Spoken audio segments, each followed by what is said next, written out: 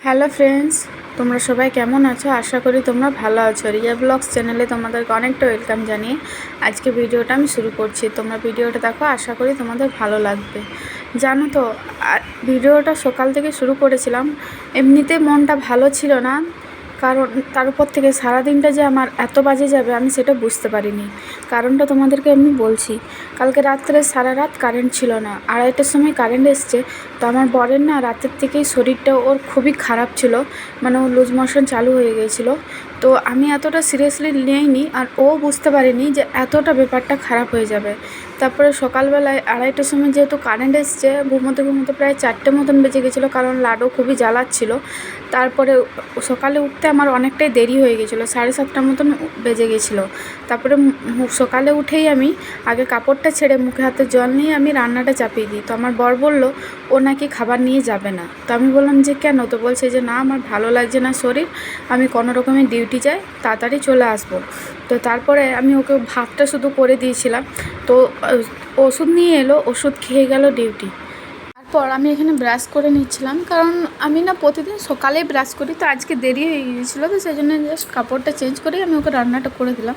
তারপরে দেখো এখানে ব্রাশ ট্রাশ করে আমি সকালে গরম জল খাই, তো আজকে এতটা গরম ছিল তার গরম জল খেতে পারিনি, ওই জন্য একটু ঠান্ডা জলে লেবু আর নুন গুলে খেয়ে নিলাম 1 গ্লাস। তারপরে আমি ভাবলাম রান্নাঘরটা আমি পরিষ্কার করে নিই, কারণ ওই সবজিগুলো রেখেছিলাম না, এই গরমে জানো তো সব নষ্ট হয়ে যাচ্ছে, আর কেমনই একটা গন্ধ মানে বেরোচ্ছিলো। তো আমি ভাবলাম সব ঝুড়ি টুড়ি সব ভালো করে পরিষ্কার করে নিই। তো আমি এখানে ওইগুলোই করছিলাম। আর লাডোকে আমি ওই ফ্যানের কাছে বসিয়ে রেখেছি। আমার মা তুই এখানেই বসে খেল, এত গরম দিয়েছে। তো খেলছিলো, খেলনা আরও নিয়ে ও নিজের মতন করে খেলছিলো। আর এই ভেন্ডিগুলো দেখো নিয়ে এসেছিলাম কালকে, তো ওগুলো ভাবলাম যে একটা কাপড়ে মানে জলে দিয়ে আমি রেখে দেবো, তাহলে ঠিক থাকে। আর এই শাকগুলো ভাবলাম যে সকালে ভেবেছিলাম যে ভেজে দেবো, তো ও তো কিছু নিয়ে গেল না, শুধু ভাতেই নিয়ে গেছিলো। তা আমি একটু কেটে রাখলাম, আর বিনস ছিল, বিনসগুলো ভেজে দেবো ভাবলাম। আর সয়াবিনের তরকারি এখানে দেখো রেখে দিয়েছি, আর ওই ইয়েগুলোও রেখে দিয়েছি ওইখানে। আর ওই দেখো লাডো কিন্তু খেলছে, আর ঘরটাও সবই পরিষ্কার। তারপরে আমি গায়ে জল টল নিয়ে পুজোটা দিয়ে দিলাম। আর এখানে দেখো লাডো সব কিন্তু আবার যা কা তাই করে দিয়েছে। তারপরে দেখো এখানে রুটি আর একটু ঝিঙে ভেজেছিলাম, আর একটু দই ছিল। তারপর এদিকে দেখো আমি ভাতও চাপিয়ে দিলাম, আর এদিকে আমি সয়াবিনটা ভিজতে দিয়ে দেবো, যেহেতু সয়াবিনের তরকারি করবো, তো ওই জন্য একটু গরম জলে ভিজতে দিয়ে দিলাম। আর তারপরে এই সবজিগুলো আমি সব এখানে কেটে নিচ্ছিলাম, ওই শাক বিনস এগুলোই কাটছিলাম। আর লাডো আমার কাছেই বসেছিল, বেলকানিতে বসে বসে খেলছিল। এই যে দেখো আমার এখানে সব কিছু হয়ে গেছে, তো এবারে রান্নাটাও আমি তাড়াতাড়ি করে নেব। রান্নাটা হয়েছে আমার জাস্ট, তখনই ও ফোন করেছে যে আমি আসছি। তো আমি তখনও এতটা বুঝতে পারিনি যে এতটা ওর শরীরটা খারাপ।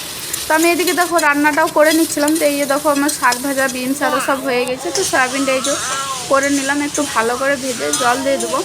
তো তারপরে না ও আবার ফোন করে যে আমি চলে এসেছি, তুমি নিচে এসো। তো আমি বললাম যে কেন? বলছে আমি না হাঁটতে পারছি না, আমার ভালো লাগছে না, তুমি তাড়াতাড়ি নিচে এসো। আর সে সময় জানো তো লাডোও পড়ে গেছে, ওকে আমি স্নান করিয়েছি, আর ও না পড়ে গেছে। তারপর আমি নিচে গেলাম, তো বলছে আমি চলতে পারছি না, ও বসেছিল। তা আমি আবার ওকে ধরে ধরে নিয়ে এলাম ওপরে। তারপরে এসে দেখো এখানে আমি ওকে গ্লুকন্ডি করে দিলাম। তারপরে গ্লুকন্ডি আরও করে একটু বসেছিল, তারপরে আমি আবার ওকে স্নানও করে দিলাম। তারপরে বললাম যে চলো খাবার খেয়ে নাও। তো ওকে আমি দই আর ভাতেই দিয়েছিলাম, আর আমরাও একসাথে খেয়ে নিলাম। তো তারপরে না খেয়ে আমি বললাম যে তুমি তাহলে একটু ঘুমাও। বলছে আমার ঘুম পাচ্ছে না, আমার ভালো লাগছে না শরীরটা। তো বললাম তাহলে চলো তোমাকে ডাক্তারখানা নিয়ে যাই। তো বলছে আমি যাব না, আমি এখন ভালো আছি। তারপরে এমনি দুপুরবেলায় শুয়েছিলাম, ফোন দেখছিলাম। লাডোকেও ঘুম পাড়াবার চেষ্টা করলাম, ও তো ঘুমোলো না। ও ঠিক ঘুমোলো তোমার ওই 5টার সময়, ও দেখো ঘুমিয়ে গেছে। তারপরে বললাম কিছু খাবে?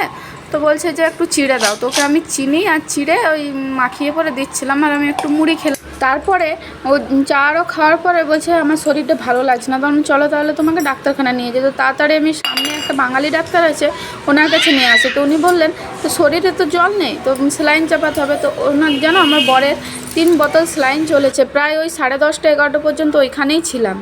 বাড়ি আসতে প্রায় 11:30 মতন হয়ে গেছিলো। তারপরে এসে ওকে আমি সব ওষুধগুলো দিলাম, যা যা ওষুধ দিয়েছিল। আর ও খেলো দই আর কলা নিয়ে এসেছিলাম, তো ওটাই ওকে দিলাম। আর লাডোকে একটু খাইয়ে দিলাম। তো আজকে ভিডিওটা আমি এখানে